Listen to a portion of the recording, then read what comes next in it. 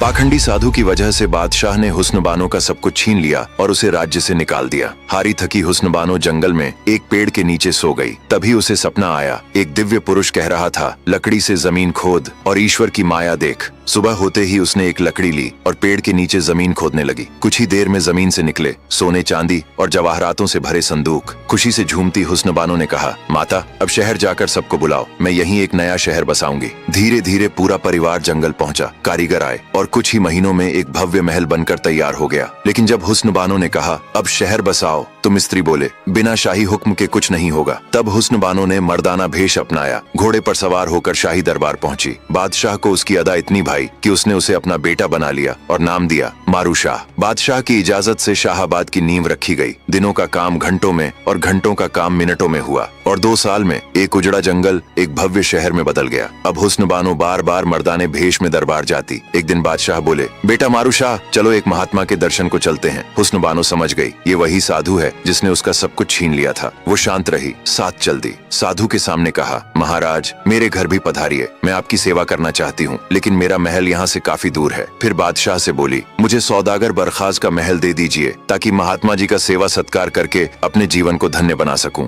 बादशाह मुस्कुराए और बोले, आज से वो मकान तेरा हुआ। हुस्न बानो उस टूटे हुए घर तक पहुंची। आंखों में आंसू थे लेकिन मन में सुकून, क्योंकि अब उसे उसका सब कुछ वापस मिल चुका था। लेकिन अब भी वो पाखंडी साधु से बदला लेना चाहती थी जिसकी वजह से उसका सब कुछ छीन लिया गया था। आगे की कहानी जानने के लिए देखिए अगला भाग।